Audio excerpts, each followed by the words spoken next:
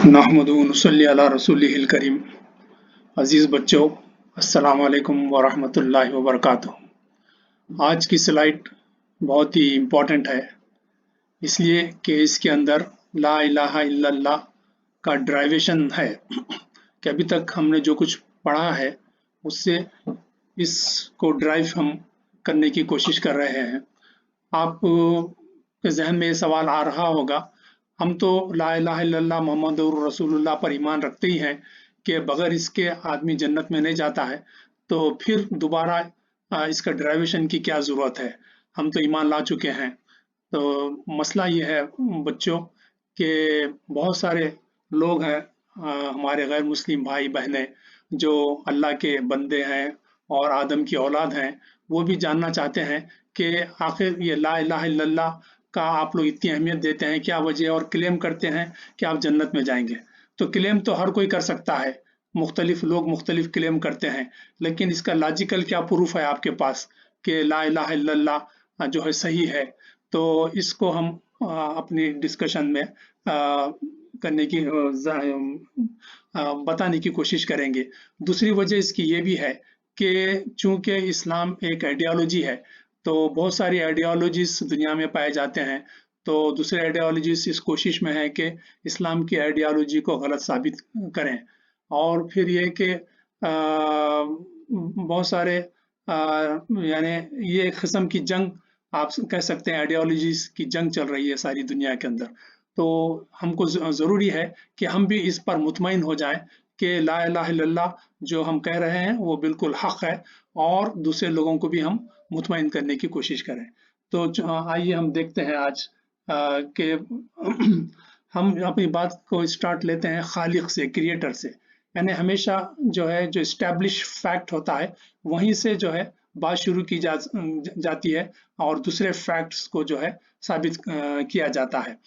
खालिक को हम देख चुके हैं अपने इनिशियल स्लाइड्स में कि कुछ नहीं था, ये कायनात नहीं थी, इंसान नहीं था, और खालिक मौजूद था। चूंकि वो मौजूद था, उसने है ना इस कायनात को बनाया, इंसान को बनाया। तो ये एक एस्टैब्लिश फैक्ट है। और दूसरा एक जो वाक़या हमने पढ़ा है कि इमाम अबू हनीफा रहमतुल्लाह अलैह जो बहुत बड़े स्कॉलर थे, और उनके बचपन का जो वाक़या है, जब वो 9 साल के थे, उनके शहर में एक यहूदी आया और उसने कहा कि अगर कोई साबित कर दे कि अल्लाह से पहले कोई है, अल्लाह से पहले कौन है, तो इसका अगर जवाब दे तो फिर मैं ईमान लाऊंगा। चुनाचे अबू हनीफा रहमतुल्लाह अलैह जब उस वक्त 9 साल के थे, उन्होंने उसके चैलेंज को कबूल किया और कहा कि मैं साबित करता हूँ। तो उन्होंने यहूदी से कहा कि आपको गिनती आती है? हाँ, गिनी है वो, 1 2 3 4 कहा कि बस बस। और पूछा कि एक से पहले क्या है? उसने कहा कि एक से पहले तो कुछ नहीं है।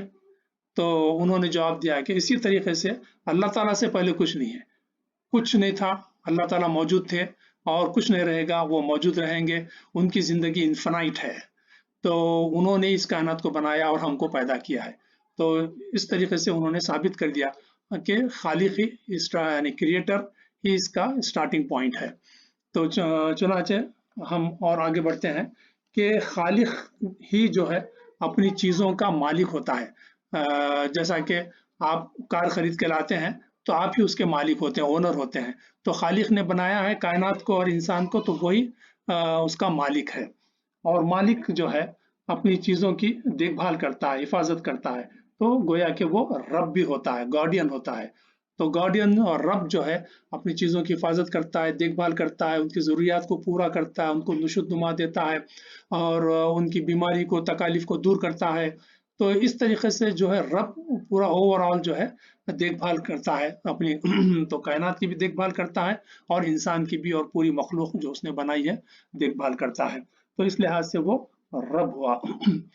तो फिर खालिक जो है मालिक भी है, रब भी है, फिर हाकिम भी है। यानी चूंकि उसने बनाया है तो यकीनी बात है उसी का हुक्म चलता है। पूरी कायनात में चांद, सूरज, हर चीज़ उसके हुक्म पर बने हैं और उसके हुक्म पर चल रहे हैं। और इंसान की ज़िंदगी भी जो है उसी के हुक्म पर चल रही है। उसने उसी का हुक्म चलता है उस इंसान के दिल व दिमाग पर, उसकी आँखों पर। तो इस लिहाज से खालिक ही जो है इंसानों का हाकिम भी है, उसी का हुकूमत चलता है। फिर آپ دیکھیں گے کہ خالق ایک ہے، جیسا کہ ہم نے پروف کیا ہے اسٹارٹنگ میں. چونکہ خالق ایک ہے تو یقینی بات ہے مالک بھی ایک ہے، رب بھی ایک ہے اور حاکم بھی ایک ہی ہے. پھر ہم آتے ہیں اس بات پر کہ آپ دیکھیں گے کہ جب خالق کے تعلق سے ہم سوچتے ہیں کہ ہم نہیں تھے، ہم کچھ نہیں تھے، لیکن ہم کو بنایا ہے ہمارے کریٹر نے، ہمارے خالق نے، تو ہم دل سے ہے نا، دل کے گہرائی سے ہمارے جذبات نکلتے ہیں، اس کا شکر کرتے ہیں، اس کی حمد کرتے ہیں، اس کی تعریف کرتے ہیں، اور کبھی اس کو ناراض نہیں کرنا چاہتے، ہمیشہ اس کو خوش رکھنا چاہتے ہیں.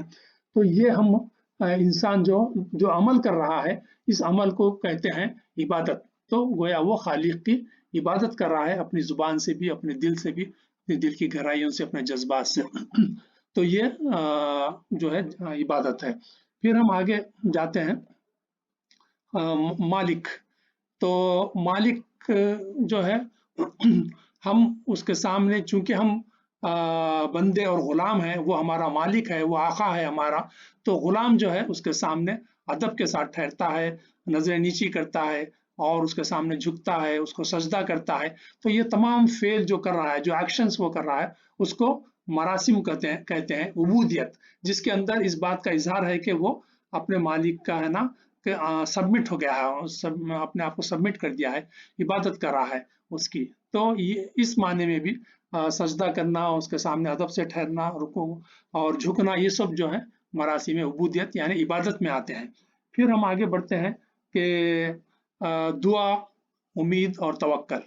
ہم اپنے رب سے، جو ہمارا پالنے پوسنے والا ہے، دیکھ بھال کرنے والا ہے، نگرانی کرنے والا ہے، حفاظت کرنے والا ہے، دعاؤں کو سننے والا ہے، تکالیف کو دور کرنے والا ہے، حاجتوں کو پورا کرنے والا ہے، تو ہم کیا کرتے ہیں؟ ہاتھ اٹھا کے اس کے سامنے دعا کرتے ہیں، اس سے مانگتے ہیں کہ وہ اپنی جو ضرورت ہے وہ مانگتے ہیں.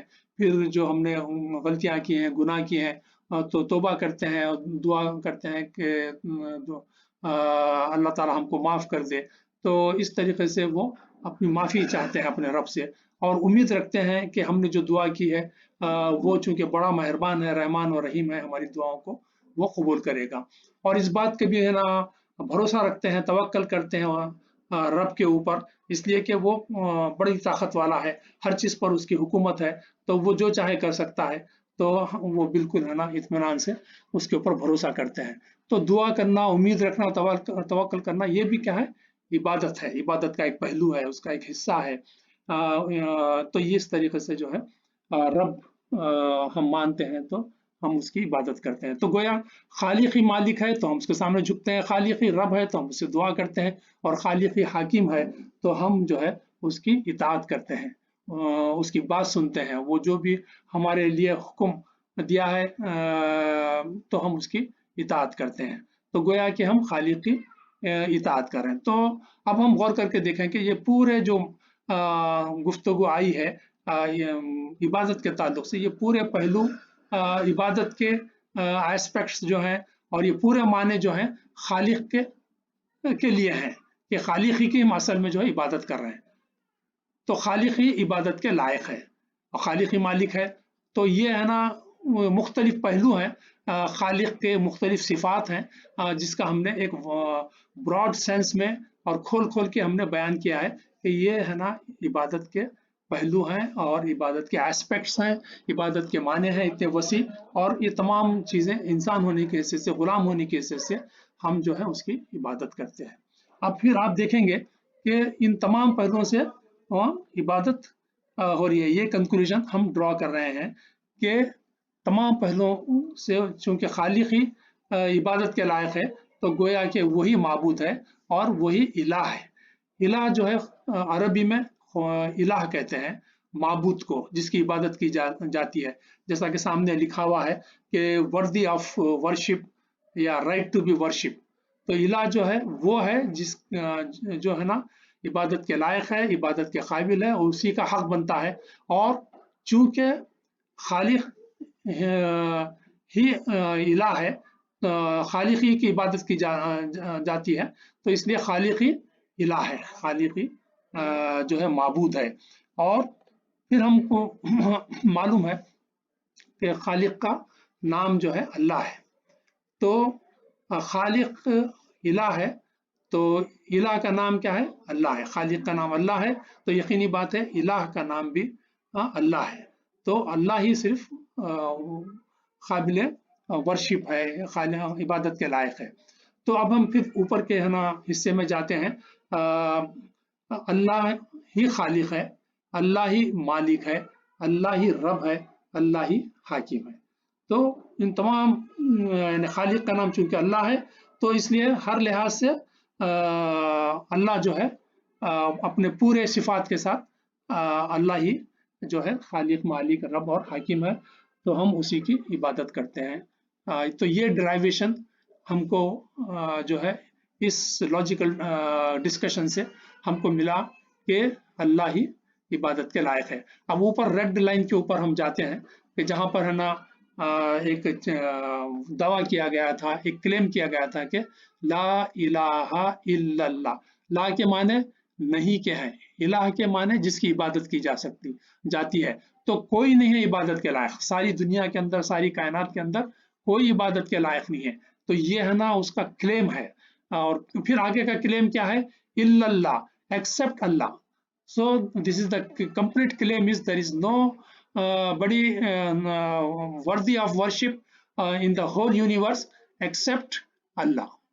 تو یہ جو کلیم ہے اس کو کلیم کو یہاں ڈسکشن کے ذریعے سے پروف کیا گیا ہے الحمدللہ.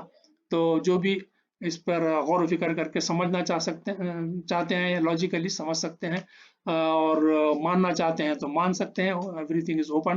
اور ہم چاہتے ہیں کہ وہ غور کریں اور مانے تاکہ وہ بھی جنت میں جائیں. تو بچوں یہ ہے نا ڈسکشن رہا. انشاءاللہ آئندہ پھر اور بھی لا الہ الا اللہ ہی کے اوپر ایک مزید امپورٹنٹ ڈسکشن ہے جو آئندہ انشاءاللہ ہم آپ سے بات کریں گے، آپ کے سامنے پیش کریں گے. اللہ حافظ.